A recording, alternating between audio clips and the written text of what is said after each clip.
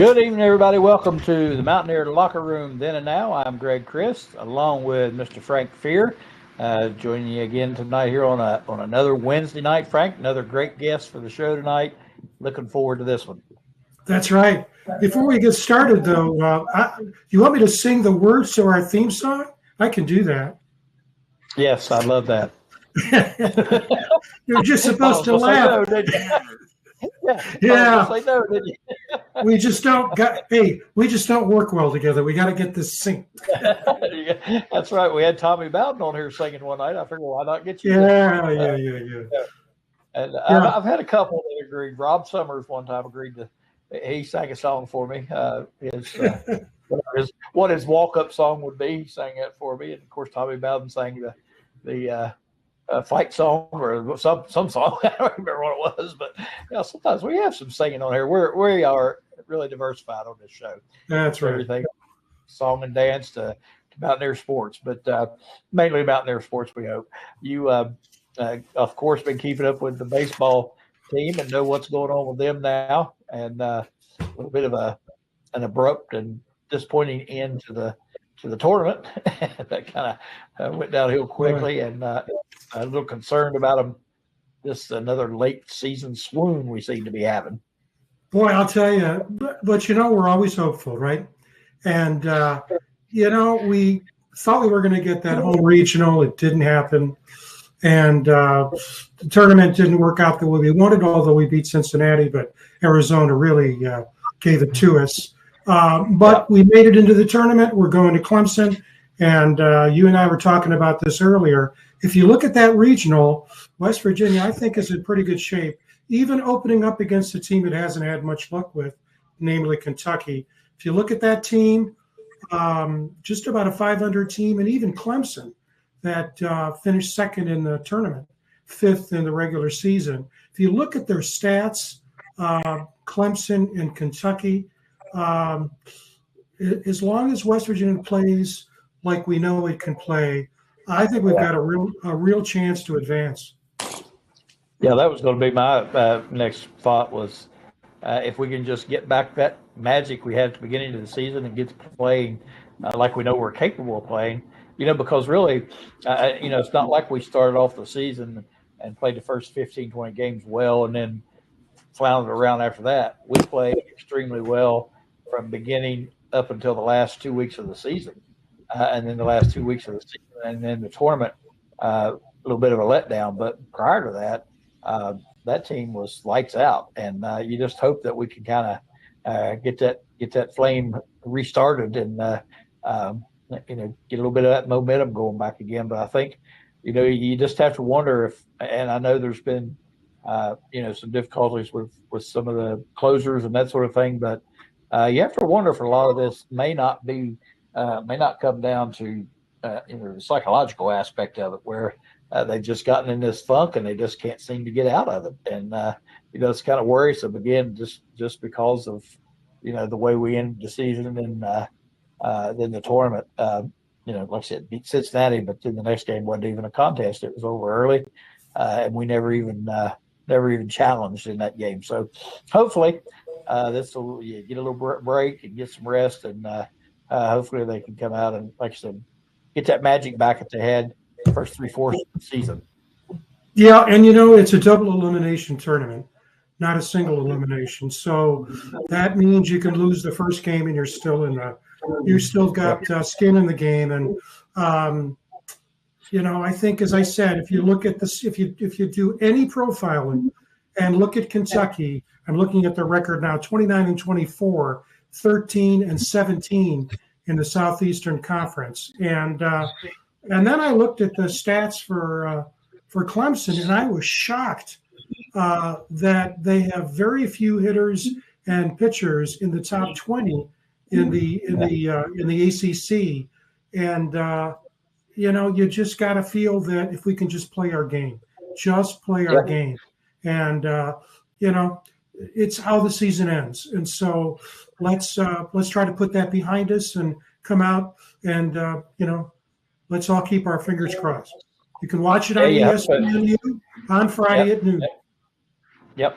And you hope that, you look around at at the regionals and the teams in those regions. And of course, I don't follow all of them, but like you, I'm able to look at statistics and records and that sort of thing.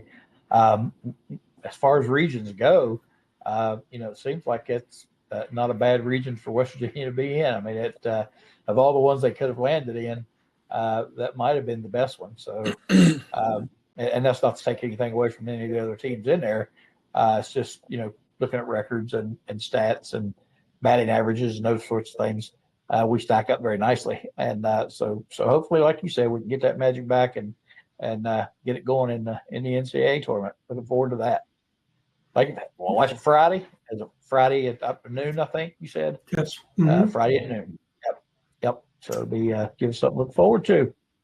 And in the meantime, the headlines are filled with NCAA Sankey. And I didn't say stanky, did I? I said Sankey.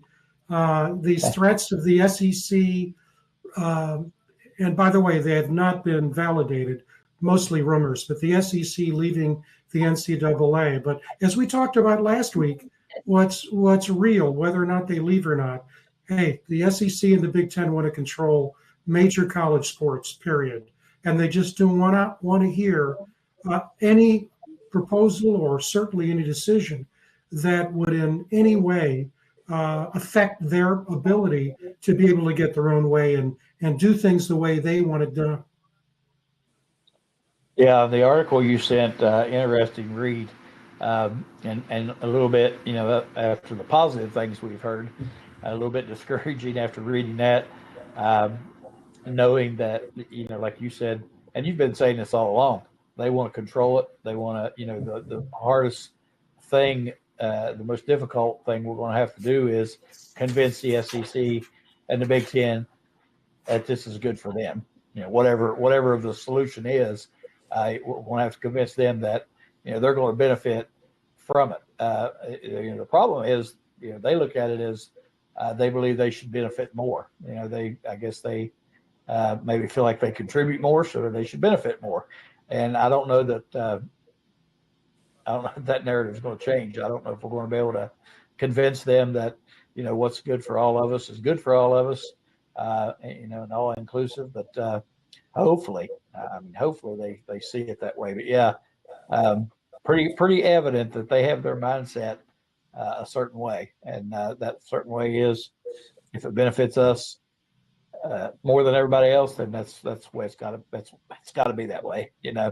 And so a little discouraging after after talking last week with Tony and hearing his thoughts on it, made us feel a little bit better about the prospects of the future.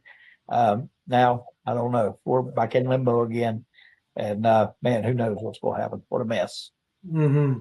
Well, next week we'll return to the topic because our guest LaShawn Pryor is from Oklahoma City, has a podcast there, and he is very close to what's going on with the Oklahoma Sooners and Texas Longhorns. And he is very concerned, basically because he believes, and this is what a lot of people believe, you and I too, that the current model is unsustainable. It's inherently unsustainable. And that's one of the reasons why I think Sankey, who's being the SEC commissioner, is being a bully here. Just trying to silence people to try to get their own way so they get the advantage, which means as big a piece of the pie as possible. But LaShawn will have more to say about that next week. Yeah, and I'm sure, they're throwing the salvos out there now, letting it be known, and I think in their own special way saying, we're running this ship. We're in charge of this, and we're the captain of the boat. And no matter what you guys think or come up with, we're going to have to decide, and we're going to make the decision about what's going to move, how we're going to do this moving forward. And I think they're throwing out those early shots just to see how people react and respond to them. This may be that case, but I think we've seen them in the past, and I think they're looking out solely for themselves and not the fan, not the whole of the college football, but just for the SEC mainly and the Big Ten. So Yeah, I don't. I hope it's just trying to establish a position maybe at this point, because I don't really think anybody knows. With these settlements, the interesting thing, one of the things that Tony mentioned last week, this settlement agreement, which has not been agreed upon yet. Um, if they do agree to that, then uh, they got to change the way they do business. And so far, they've shown no indication that they're planning on doing that. So he felt like even if we did have an agreement and a settlement, there were going to be more uh, lawsuits, more litigation, and they're going to go through it again because they're still doing the same things they were doing before that brought this litigation into play to begin with. So I don't think anybody really knows, can say for sure what's going to happen. So I think a lot of this is just posturing, trying to get in a position of power and authority, which they have, because they have those teams. And but I think, and I still feel in my heart, and I hope as a fan that somewhere down the road these cooler heads will prevail.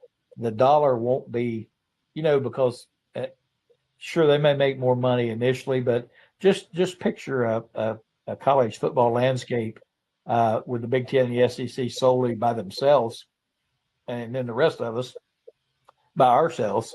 What that would do to both sides, I mean, it's going to create this rift and a schism between the two, and it's not going to benefit either side very much. But if you get everyone together on the same page, and like we've talked about, regionalize the thing and model it after the NFL, the revenue that's going to be there is going to be unbelievable, and hopefully they'll look at that in the end rather than causing a civil war and making it hard on everybody, in the end. That's my hope. Yeah. Hold out hope. No, I agree with you completely. And one of the things now that seems to be backfiring is that Charlie Baker, who was the governor of Massachusetts, they wanted him as their new president executive director because they were putting all their eggs in a regulation basket that the U.S. Congress would acquiesce to the NCAA's desires because they couldn't get the conferences to work together. And so it would be regulated. Right. And that's where Joe Manchin and Tommy Tuberville and others, Chris Murphy, were willing. But the problem is, as we've talked about, is that there are bigger fish to fry in Washington than college sports, major college sports. Right. So now they have a politician in charge who really has very little background in higher education or college athletics. And so it's sort of like I don't want to be critical, but it's like a rudderless ship. And so we'll just see how it goes. What would be great if we could go back to 1988 again, right? Oh man, wouldn't that be something? What we need tonight is a guy who could talk about what 1988 was like, don't you think? Yeah, I think we have one of those. And Frank, I want to tell you what, I have a lot of fond memories of those that year in particular, but several of those years. I went to all of those games, and watching this guy play, I'm telling you right now, I don't know if he gets the credit he deserves, but I just remember he was the beast. He was the anchor of that line, and they were so good. And I said, back then, they did it different than they do it now. Those guys were all in school for 4 or 5 years. I think if I remember correctly, the whole offensive line were like fifth-year seniors going into that national championship game. And, man, were they good. And it was so much fun to watch, and he was awesome. Awesome. So let's bring him in here. We got him in the back room hanging out. There he is, Mr. Kevin Koken. Kevin, welcome to the show. Appreciate you taking the time to join us. Thank you. I appreciate the opportunity to join the show, talk a little bit about maybe 1988 and a few other things. But yeah, thank you, and glad to be here. I think one of the anytime we have a person that played in '88 or in that time period, played in the national championship game, including Major, we've asked him the same question. We have to ask. Everybody wants to know, if Major hadn't got hurt, would we have won that game? Yes.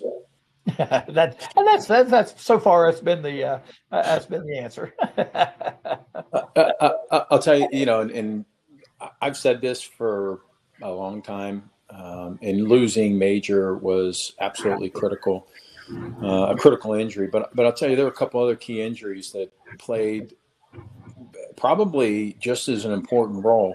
John Stroya going down, Darrell Whitmore going down in the Syracuse game, and then we rotated the defensive backfield around.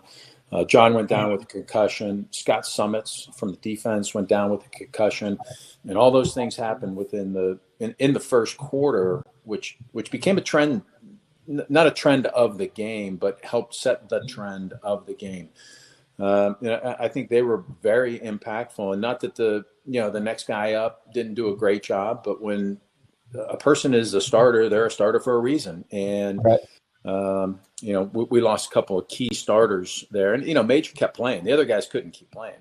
Major right. kept playing, albeit maybe,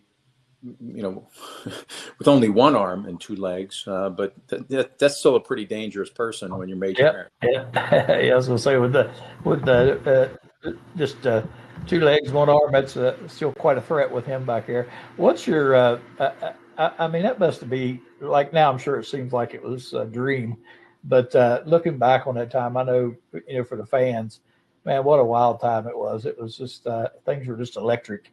Going out to the championship game, just reflect a little bit on that, your memories and what that was like. Sure. Well, it was a little bit surreal in that, when you're in the moment, and certainly what you see today with social media and everything is in your face. We didn't have it then. It was a day or two before the newspaper article was written, and it was a weekly magazine before you could really get kind of thrown off your rails. So it seemed very surreal in that the preparation, the planning, it was a big game. It was a ball game. It was a big game. It was the biggest game, certainly by far. But you became so accustomed to it. And, when you think of some of my teammates that, we started for, 2, 3, 4 years. So it was the next game. It was time to come to work. It was time to put your helmet on and start playing. The fans, like also my family was probably more excited than most people. But for the fans, I think there was a lot more relishing in the excitement and what was happening versus the players staying focused on the game at hand, the game plan. Coach Nealon kept us tied up pretty good, and rightfully so.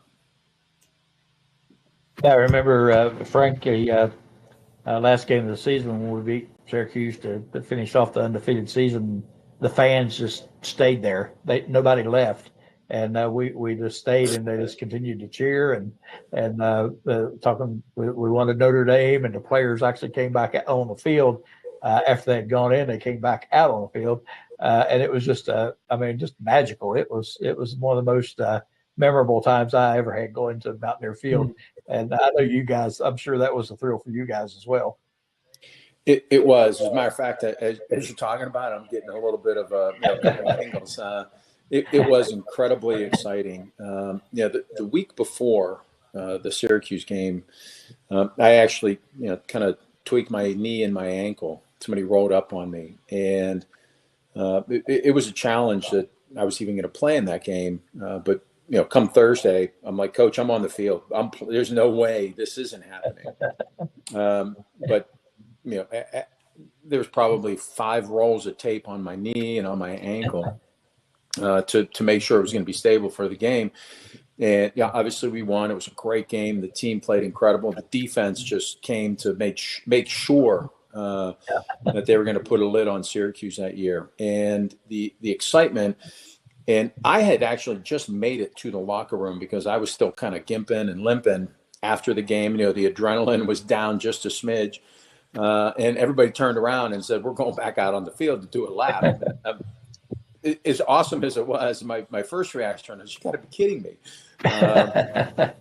We're going to go back out there, and I had to turn back around. And it was electric. And, that's one of the things that make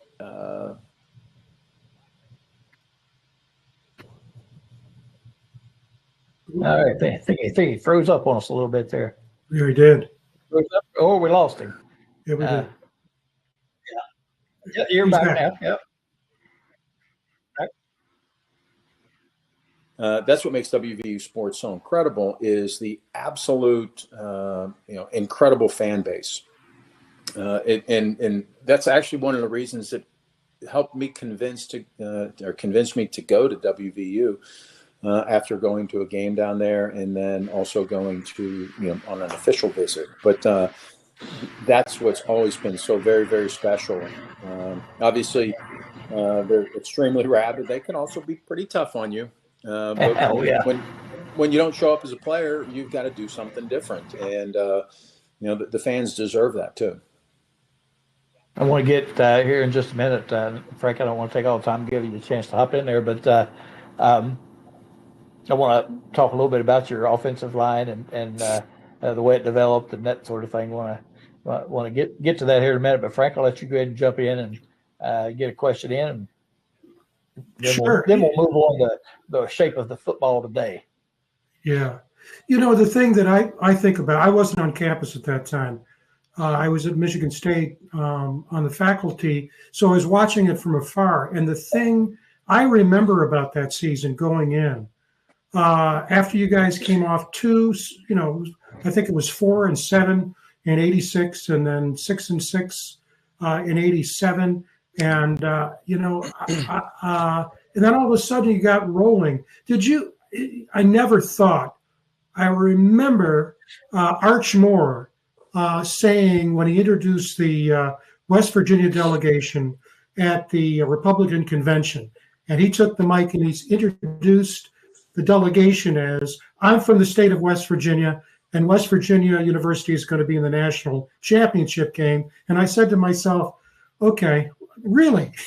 After those seasons, what was the feeling? Was there any feeling that could even be possible after those 2 years? Actually, yes. There was a lot of very, very special feelings across the team. And we didn't always talk about it a lot. It was just kind of, we knew what we needed to do, and we knew that we thought we were going to be pretty good. A lot of experience in really every single position, and the electricity that Major brought. Give the ball to Craig Taylor, who never loses a yard ever in the history of his career. A.B. Brown, Eugene Napoleon. Give the ball to Reggie on the corner, and Calvin and Grannis. We thought we were going to be special. And actually, in the spring, late spring, my roommate was Chris Parker from the defensive line. And Chris and I kind of made a commitment that we weren't going to cut our hair until we played for the national championship. And it was a secret. Nobody knew anything about it. We didn't talk about it. And my dad had a crew cut until he passed. And every game I'd get the little flip of my hair and the little, what are you doing here? You got to get your hair cut. And I couldn't talk about it. That was our pact. We didn't talk about it. We did nothing. And our hair got pretty long. But it was kind of our belief that we thought we were really good. And that was kind of just a little thing between teammates that you do every once in a while that makes something a little bit extra special for yourselves as players. So Frank, yeah, we thought we had a lot to go. I can attest to the feeling that everyone felt like, not just players but fans too. I can remember I'd gone to I think it was Ohio State. Major was a freshman. You guys went to Ohio State, and I think we fumbled like 6 times in that game, and we got beat. And I remember going back to school on Monday, and my principal, he always gave me a hard time about going to all these ball games, watching the Mountaineers, and yeah, we watched another loss, and all this kind of stuff.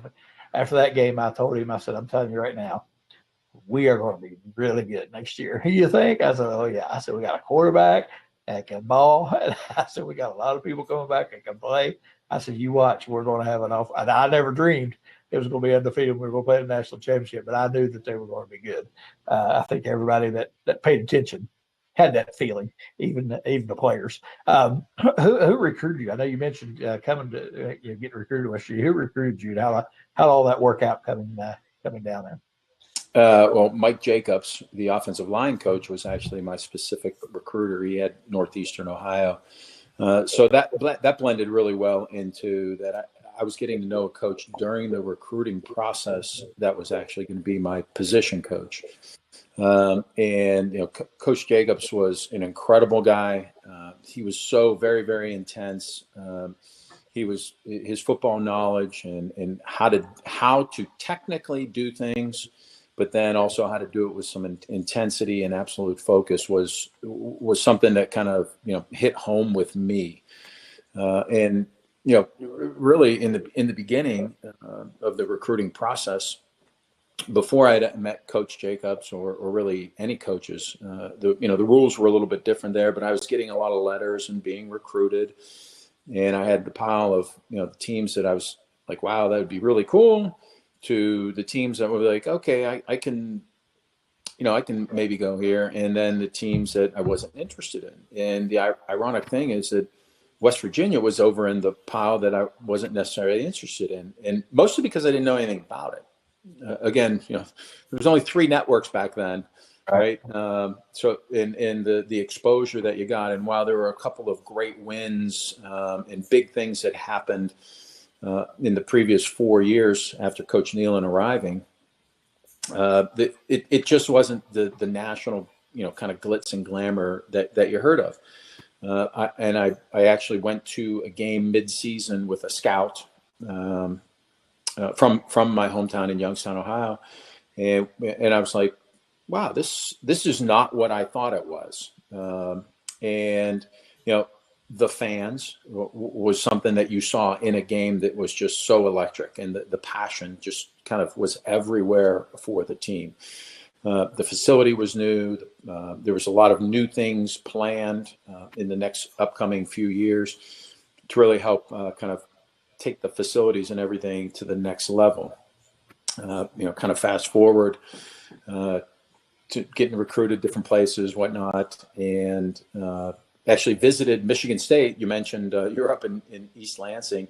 Visited Michigan State, and I think the snow was like 12 feet deep. So that was a challenge. But on that particular trip, my trip roommate, if that's what you want to call it, was Bob Kovac. And Bob also decided to go to WVU, and we ended up being center guard mates for our whole time together. So there's a little irony in that. But I had a couple other trips that were planned, and then I made my official trip to WVU. And driving back, I was with my parents. Driving back, I'm like, this is it. This is the place that I'm going to go. It's where I want to be. It's for all of the reasons. I had a couple of trips left, and I canceled them, or I was canceling them. And my high school football coach called me up on, it was I'll never forget it. Called me up on Thursday. I was supposed to go to a trip to Notre Dame, and he called me up and said, I hear you might be canceling the trip. I said, Coach, WVU is where I got to go. It's in my blood now. I can feel it. I know it. Mm-hmm. And he says, I get that. I respect that. He said, but I can't let you not go. I cannot let you ever say coulda, woulda, or shoulda. And I'm like, okay. And if my high school coach, like if he told you to do something, you were doing it. But I mean, it's advice that I still give to this day. In that coulda, woulda, shoulda, you got to do everything you can to keep that out of your day-to-day language, because you can't live with regrets. So if I could have done it, I should have done it, or I would have done it. Well, don't let yourself get backed into that. And I've lived that advice since then. I went to the Notre Dame trip. It was Notre Dame. It was a great campus. But it also probably emboldened my belief that WVU was the place for me to be. And, fast forward, it was, I wouldn't change anything that happened during my college career. My academics, everything was just absolutely incredible. The irony, I guess you want to spin that fast forward, was that we ended up playing Notre Dame in the national championship. I mentioned early on about the offensive line and the fact that, and I may be wrong in this, but I'm thinking all five of you were fifth-year seniors in that game, and that's probably we're not ever will see that again, the way things are today. What do you think as far as the game itself is? I know the game has changed, but how has that impacted the game? You think, not only with linemen, but all players. Everybody transferring everywhere. Instead of having you there 4 or 5 years to develop you and make you bigger, stronger, and faster, and smarter, and just better. What do you see as the negatives to the way it is today? I think we all have our opinions about that, but sure, I'd like to hear from somebody that's been in the trenches. Well, I could have stayed there 10 more years, and I don't know that it would have made me any smarter. But that was kind of I hit the top of the rung on that. Peaked out early, huh? Yeah.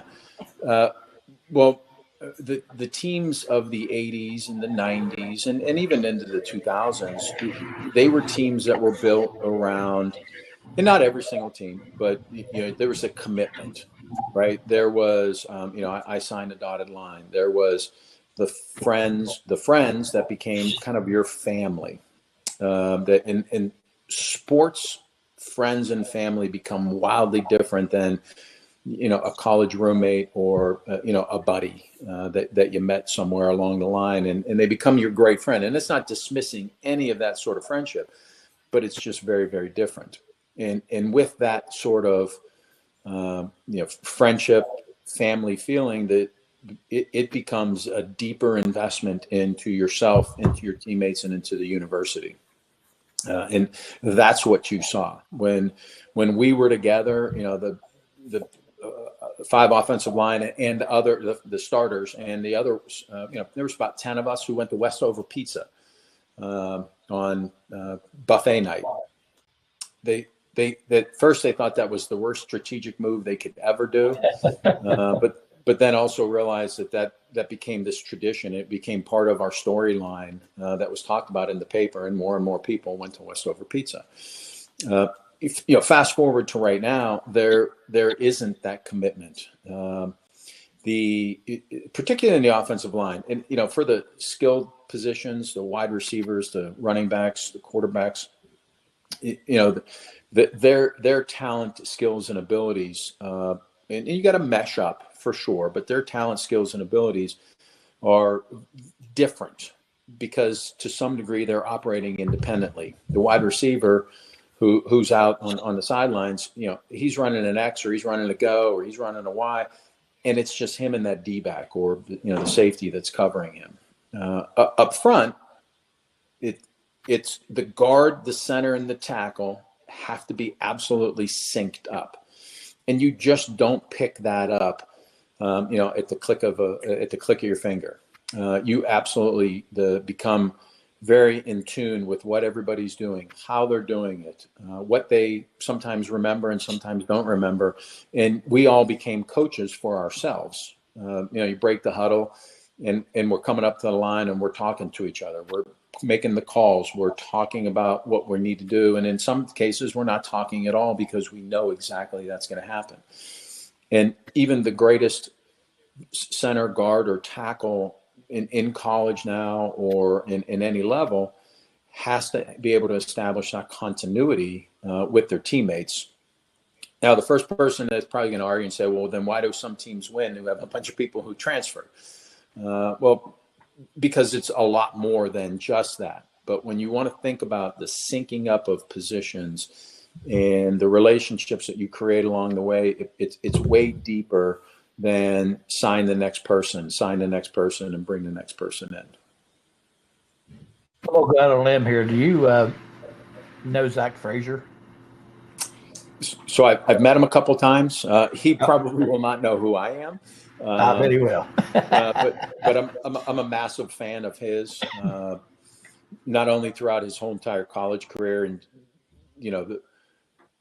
I outside of maybe people in his family, I probably one of those people that, the handful of people who knew what he was doing on every play, because that's what you kind of gravitate to that position.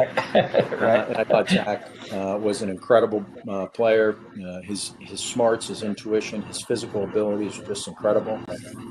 When he got drafted here, I say here, I'm in Pittsburgh, but when he got drafted for the Steelers, it was so exciting. And we were actually at a Kenny Chesney concert, and there's, I don't know, 60,000 people there, and we're walking along. I'm like, hey, that's Zach. And like, who? My wife's like, what are you talking about? I'm like, that's Zach. That's Zach Frazier. She's like, what are you talking about? How do you even know that? I'm like, because I recognize him. And the only guy on the planet that recognizes the center in the crowd of 60,000 people.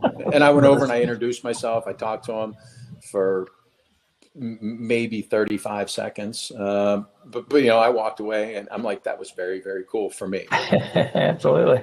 Yeah, I kind of expected there might have been some connection there. Frankie mentioned peaking out in the academic area and the intellect in college. I think I peaked out about sixth, seventh grade. I don't remember exactly when it was, but I feel like it was somewhere in that time frame. Go ahead, Frank.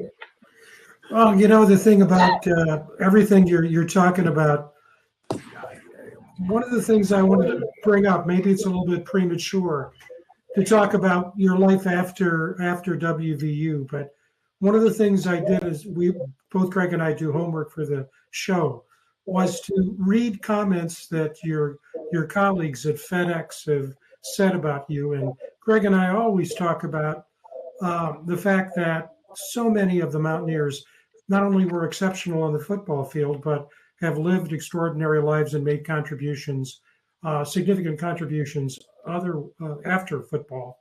And the storylines that come up with you is just a great guy to work with, great guy to lead projects, is humble, gets the job done.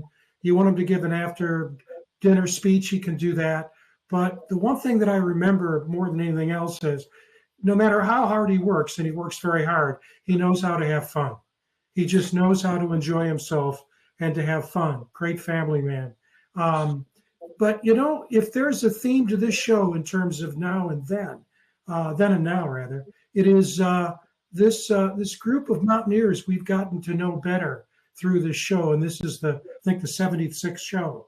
That theme of success after college, contributions after college, not only in the workplace, but also in civic life and family life. And there's got to be something in the water in Morgantown. Certainly it's the people, but your thoughts about your career and life after Morgantown, and if what I said makes any sense to you. Yeah, it makes incredible sense. Well, I think there's actually there's a Morgantown sort of connection, but I also would say that particularly and I'll say the 80s and into the 90s, so the early years of the Nealon era, and all of us were not the greatest players. There certainly were some players that were really, really good that were on our team, but we weren't the number one whatever position in the U.S. or whatnot. And we kind of had that grinder attitude, and I would say that a lot of that goes to our families, our parents, our brothers and sisters, in the communities that we grew up in. Particularly, and I'll speak very specifically for the Western PA and Northeastern Ohio type folks. You were brought up differently about hard work, about commitment. And when you translate to the gridiron, and it translates to the academics, and then it translates to when you have the opportunity to get a job or a career after work. And it doesn't matter, in my mind, it doesn't matter what your title is. It matters what you do and how you show up for that job. And I was very, very blessed to be hired early on at Roadway Package System, which was the original company that I worked for, and FedEx acquired us in the late 90s. But I was very, very fortunate to get into a company that thrived on that grinder mentality, that grinder hard work, that staying focused, and also, had a chance to get away. And for the first 8 years of my career, that's what it was. Kind of married to that career and had a lot of fun with a lot of friends, but also very focused on the career. Had the opportunity, met my wife, and it's been an incredible 28-year run with her and my 3 children. I call them children. They'll always be my children, but they're my young adult children. And being able to translate that mentality, that hard work, that focus, that commitment becomes very, very easy to the people you love. And being able to stay focused on a career with my wife, who did an incredible job of taking care of our family. And, I give her credit all the time for raising our kids. And when they turned out great, it's more to her credit than it is to mine. That's absolutely for sure. But I always wanted to be there and support her all that I can, and as much as I can along the way also. And my kids have all done an incredible job, and that kind of grinder work ethic translated to all of them in all the things that they do. And my wife has a very competitive spirit also in athletics, and she played sport too. So I think that transcended to our children, and they were and still are very, very competitive in all that they do. But I think it's a combination of in the 80s and 90s, it was that sort of that tweener, right? The tweener players, the tweener athletes that kind of came in with a chip on our shoulders, and we had to prove something. So it made us work harder. It sometimes made us work smarter. But also kept us going forward in the athletic space, in the academic space, and then, again, very, very fortunate in the post WVU life, and in all the places that we've got great jobs and had great careers and all that along the way. Another thing a lot of people that watch our show like to hear is former players' reflections on Coach Nealon and what it was like to play for him, and your thoughts on him. I know there is definitely a trend line on that as well, but we'd like to hear from everybody what their thoughts are about Coach Nealon. Love them. Well, still love him. Coach Nealon and what he did for me in giving me the opportunity to be a part of WVU football, to be a part of WVU or West Virginia University. I give him all the credit, and I've said it to him many, many times and thanked him for everything that he's done. As a matter of fact, him and I talked just a couple of months ago. I sent him a text. Actually, I was double checking whether I had the right phone number. And he didn't answer for like 2 days. I'm like, I guess I don't have the right phone number. And actually Saturday morning around 10 o'clock, he called me and we talked for probably 30 minutes. And we talked about our team. We talked about athletics. We talked about everything that's going on. And that connection was just absolutely there. And he remembers everything. He asked me about my parents. And he was just, it is such an incredible human being. That was great when it came to motivating and leading teams, but then also when connecting to you as a player and to your family was so very, very important. And I know it was very, very important to my mom and dad when they met him and how he was able to connect with them along the way. I'm watching on the TV. I have a highlight film of the '88 season. I had turned it on earlier, just now turned it back on, and who pops up on the screen? Kevin Koken. Man, what a head of hair you had. Nice. That hair looked good. And a baby face. My goodness. What a baby face. It's funny you mentioned about Coach Nealon. I know, and Frank remembers this. Our friend Mike Dunlap. I was working in Morgantown at the time and had a little fundraiser going on, and part of the fundraiser was we were going to have WVU memorabilia auction off. And he said, well, give Coach Nealon a call.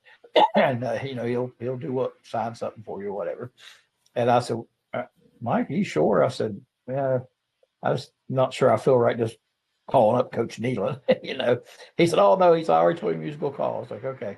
I called like 3 days in a row. He never answered the phone. So I called Mike back. I'm like, you sure you told him who I was going to call? Oh yeah. He'll answer. So I called him again. He finally did answer. And he's like, oh yeah, Mike told me you was going to call. And I was like, okay. And basically he just said, you don't have to tell me anymore. I told him what we were doing. He said, whatever you need me to do, just let me know, and I'll be happy to do it. He said, if you want me to come, if you want me to sign stuff, whatever, I'll be happy to. We were doing a thing for veterans, and that's all I had to say. And he was like, yes, I'll do anything you need me to do. That's awesome.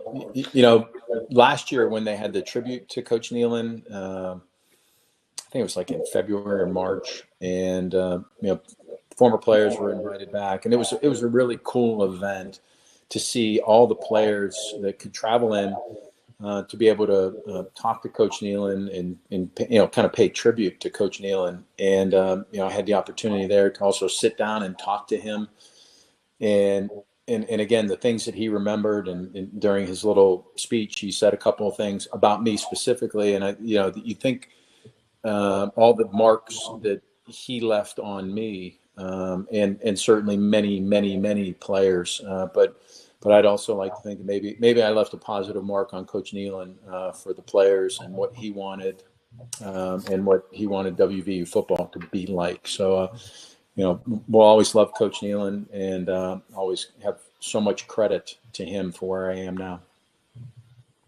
That's awesome. Frank, you get an opportunity, you need to go watch this highlight video. That center is just devouring people up there. It's awesome to watch. Man, sure do miss that. Yeah. I'd like to go back. Yeah. Well, I mean, maybe going back to the future this year with Witch Rod. It sounds like the same grit that we've needed. And so, but Kevin, I've got a guy here. It's on my desk right next to my computer, if you can see that. And I know you were very close to the Wolfman. In fact, you and I met on his show. And I'm not kidding you. I have it right in my right on my desk, right in front of me every day. Your thoughts about Dale Wolfley? But I didn't know you were going to throw me this curveball. So, yeah, Dale was a great friend of mine, a great teammate. And that really, when I talk about you become a friend, but then you become part of your family. Dale was probably the epitome of that, because he probably had 500 brothers for the 5 years that he was there. And if you take 100 players on it every year, that's what he created, and that was how Dale came to life, and shared everything: his emotions, his joy, his pain, his excitement was constantly shared with every one of us, and that what made him so endearing. The way he worked hard, the way he was not afraid to try anything, whether it was football or go being a wrestler. Dale did it all, and the day he passed, when I got that phone call, I was stopped dead in my tracks for probably 5 minutes and could not believe it. And then you learn a little bit more about what happened and where and how. And it was so horrible, and I miss him dearly as a great friend. Thank you. Yeah, Frank and I got to know Dale pretty well the last few years doing shows, and he was on my show, and I'd always laugh, tell Frank whenever I had him on. I had a different show. Whenever I had Dale on, all I had to do was introduce him, and then I just sat back and he took over and did the whole show. Never had to ask him a question. He answered everything and talked the whole time. He was awesome, and he was really helpful to us, and we talked pretty regularly, just about every week, and he'll be missed. He was special, and such an energetic guy. That's one thing we always noticed, was he always had the energy no matter what we were doing. He was full blast, no doubt. So, well, what do you think? Go ahead, Frank. I was going to say, if there's ever a write-up in Wikipedia or elsewhere about the concept of true mountaineer, all they need to do is to throw a photo of Dale next to that description, because he really was a true mountaineer and will always be a true mountaineer. And we're all blessed, irrespective of how and where and how long we knew him. He's still having an influence on us, and for that, he's blessed us, and will continue to. Absolutely. You, Frank mentioned earlier, Coach Rodriguez coming back. I know you still followed OVU pretty closely. What's your thoughts on that, and what's your thoughts on the season? I know we've had a hard time wrapping our heads around it because of all the portal stuff, but we're hopeful. Yeah. So my freshman year, actually, Rich was my roommate during camp. So there was always maybe a next level sort of connection. Maybe it was only because of me being a freshman rooming with this, fifth year senior. But we actually stayed pretty connected throughout his career at WVU. And then there was a falling out, right? I think I lost his number, but it was a decision, right? It was a business decision. I hated it. I hated everything about it. But I wasn't Coach Rodriguez, and it wasn't my place to say he was right or wrong. Just I could say that it hurt me as a fan.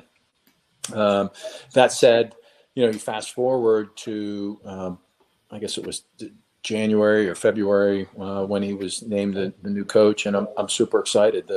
The coaches caravan that travels around, they were here in Pittsburgh a couple weeks back, and my wife, my son, and I trekked down and hung out for the evening. Got a chance to catch up with Tony Caridi, and then Coach Rodriguez, and I probably chatted for 20, 25 minutes, just kind of in a small little group with Tony and I, which was really nice, really special. The fire and the intensity that he's bringing to the table, I think, is what's needed. That hard edge, and I don't know that we're getting the greatest players.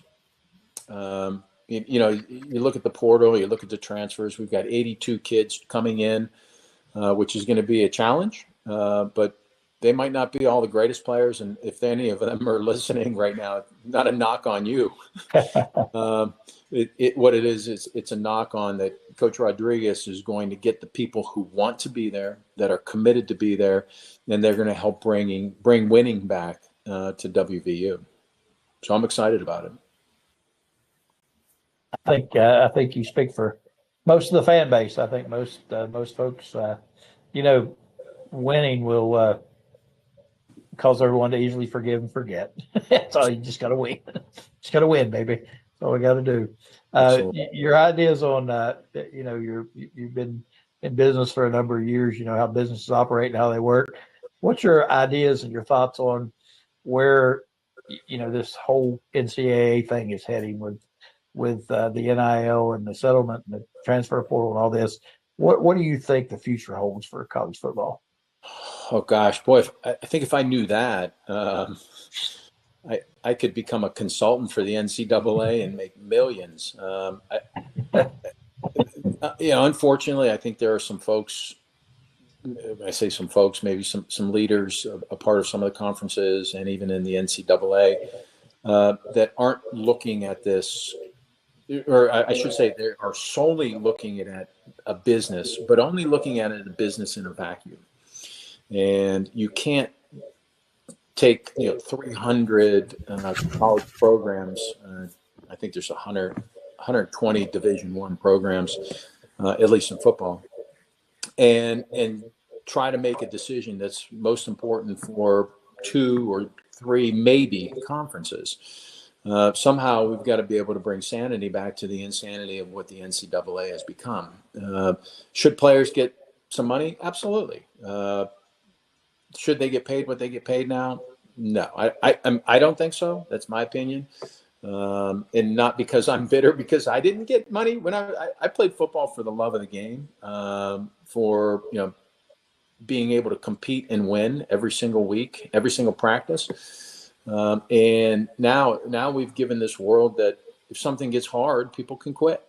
If something gets challenging or they're not getting what they want, they'll call somebody else up and they'll give them something more. And I don't, kind of think that's bad. People want to make more, get better.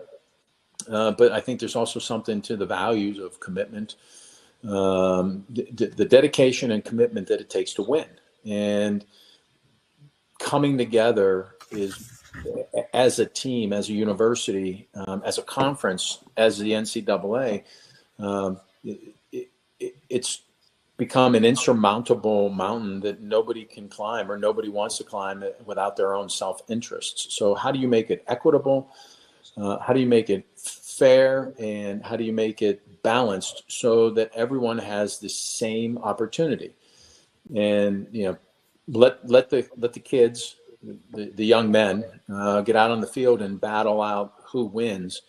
In a fair and equitable manner. I think we can create a better playing field for all sports, and I'm really talking football, but for all sports, in that, it's nice for teams to win. I mean, I guess if WVU was winning every single game, every single year in every single sport, maybe I wouldn't say that, but no, I would. I think it's still about the balance. And, we've created an environment where young men and women can just go quit and do something else, and go quit and do something else, and go quit and go something else, go somewhere else. And that's not life. Like it or not, that's not life. And staying dedicated and committed and focused on your goals and achieving them, and then creating a better balance for everywhere else is where we've got to go. Again, I think we're too far gone for that. But it's destroying the game, and it's almost becoming worse than that of professional sports in some form or fashion, in my mind. Mm-hmm. Well, I think we're all in agreement on that. Frank, yeah, anything before we close out tonight? I know we're a little bit short of time here, so let you have the last one. Well, as you were talking, I agree with you completely, Kevin. One of the things that strikes me is that this concept of trust is so important, and for a variety of reasons, Coach Brown lost that, and no matter what he could do, he couldn't climb that mountain, and that's flipped now with Coach Rodriguez. In fact, I can't remember a season where I've thought less about what's happening, post spring to get ready for the summer because of the circumstances with the portal and so on. But still, I and many others just trust he is doing the best he can. He's doing the right thing, and we're going to go into the fall without raising questions. On the flip side of that, the NCAA has lost trust, and so as a consequence, their situation is dire because I'm not sure there's anything they can do to be able to restore the trust that fans have. And I'll close with this and get your thoughts on it. Everybody talks about the pro model, and maybe college football, major college football should be more like the pro model. And Greg and I would agree with that to a certain extent. What you don't want to lose in moving to more of a pro model are the very special, if not unique, attributes of being in college, going to college, being in that environment, going to classes, thinking deeply about issues, interacting on a daily basis, not just for the season, but for the entire year. I just hope we can somehow have a both and the college piece of it doesn't get lost. Right now, if I had to bet, my bet would be it would be lost, and that would be tragic.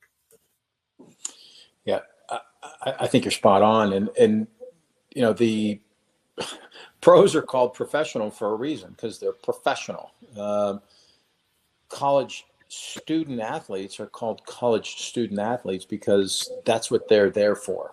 just do the math, and it's for all sports, but just do the math when it comes to the NFL and some other leagues popping up here or there. You get a chance to go to Canada or whatnot. But if there's 32 teams in the league and there's 53-man rosters and 5 or 6 on the practice squad or whatever the number is now, every year how many players can potentially be drafted? 32 rounds times 7, and just do the math, and the less than 1%, less than 0.5% are going to be able to play college or in the NFL. So not having that degree, and I think we enable that, and the NCAA is enabling that people can go without the commitment. People can end up without the degree that is part of that package. That's part of the package, your pay package, books, board, all that is part of how you can become invested in the university, because the university is invested in you. And the argument, well, coaches leave and all that. Well, true, that's absolutely true. But they're also professional, and I don't justify that they can leave at the whim. But when you sign that dotted line, you're signing on with that university for a commitment.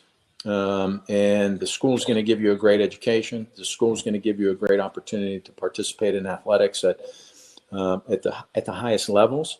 Potentially maybe do more and build out your resume, whether it is to play sports professionally or whether it's actually go and work in the professional world, which most of us end up doing, which means we should take full advantage of that. And I don't think it gets recognized enough. I think it gets dismissed, and people should get this and people should get that. I think that my belief is that the university gives you a great gift. Every university gives you a great gift when you have an opportunity to play sports and have a scholarship to take care of all that. And the friends that you create, the relationships that you create, the wins and loses, that's the reality of it. Is that's life. You don't win every game you play. You don't win every friendship or relationship or job. You don't win all that, and it better prepares you for what's next outside of being 22, 23 years old. And that's the bigger thing that we've got to kind of think about. In my opinion, that's the bigger thing that we've got to think about differently for the young people around the globe, but certainly in the North America attending all of our universities. Very well put. Very well put. Yep. Kevin, we appreciate you more than taking some time to join us. A lot of fun, very interesting topics, and great insight on all of them. We can't thank you enough. Well, I appreciate you very much and having me on the show. We've been moving for the last few days, and this was maybe a good break. I needed I needed a little bit of a break, and I'm sure my wife and kids might be on a little bit of a break right now too. But well deserved by everyone. Well, we do again. We do appreciate it. Great insight, great discussions. We enjoyed it thoroughly. I'm sure our viewers enjoyed it as well. We look forward to having you back on in the future. Thank you very much. You guys have a great evening. All right. Thank you. Take care. Bye-bye. All right. Bye-bye. Kevin Koken. And Frank, I'm telling you again, you go watch that highlight video. I couldn't take my eyes off of it. He just, man, what a center. And, again, we talk about this all the time. It's always, what sticks with us and resonates with us is the success that these folks and the contributions they've made after their time at WVU. It's so impressive. And he's right up there amongst the best of them.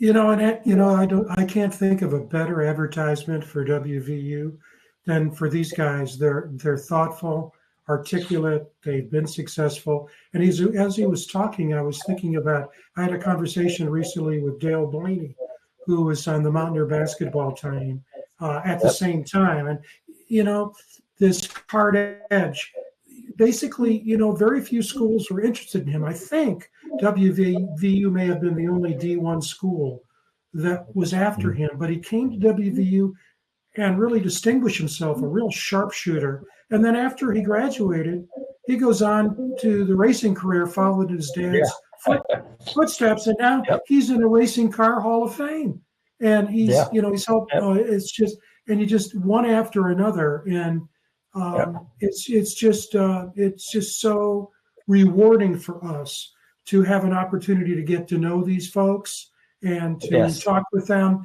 and to really showcase them, and what a blessing. Yep, and I know I'm a little older than they are, but back when I was going to those games, not that much older, and just idolized these guys, and now to get a chance to talk to them and hear their stories and see where they're at now is just fascinating, and it's like you said, been such a blessing for us to get to do this and to get to talk to these folks, and never disappoints, always great. And as a good segue there, I'm sure we won't be disappointed next week as well. No. If you want to go ahead and talk about next week's guest. Well, he's coming back, goes by LaShawn and also Sean Pryor. And on the graphic that Darren has put up, there's the URL for his program, and it's everything's archived. So when you go to that website, you can listen. And he is extremely entertaining. Has a sidekick that's pictured there in the graphic. They go back and forth. They're wonderful. And having conversations, as I mentioned at the beginning of our show tonight, he is very clued into what's happening in major college sports. Big 12, because he's living in Oklahoma and Oklahoma City, and now with OU and Texas leaving for the SEC. He's going to talk a lot about, and he's been focusing on the OU program, the Oklahoma program. And in many ways, he thinks that program may be the sort of the proverbial canary in the mine shaft. Things are a little bit questionable, not in terms of what's happening on the field, but on the business side of OU. And it really comes down to making ends meet. And you'd say, how could that be happening at a program like Oklahoma? That's a blue blood when it comes to football, but it is, and they're laying off staff. And so he talks about this all the time on his show, and people can go and listen to him. And we've had him on before, very knowledgeable, very articulate, and we'll look forward to having him with us next Wednesday. Yep, it'll be a lot of fun, and I'm sure again very enlightening, and I'm sure we'll learn a lot. So everybody will want to tune in for that.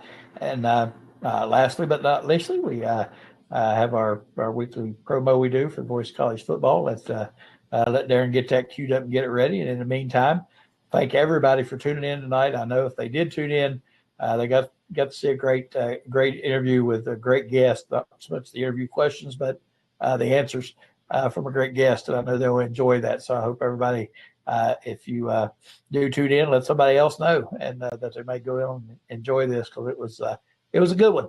And look forward again to bringing you another show next week. Frank, any final thoughts before we go? Let's go. Let's go Mountaineers. Get the baseball team rolling Friday, and we'll be back with you on Wednesday night here on the Mountaineer Locker Room Then and Now on the New River Network and the Voice College Football. Appreciate everybody for tuning in, and we'll see you next week, folks. Good night.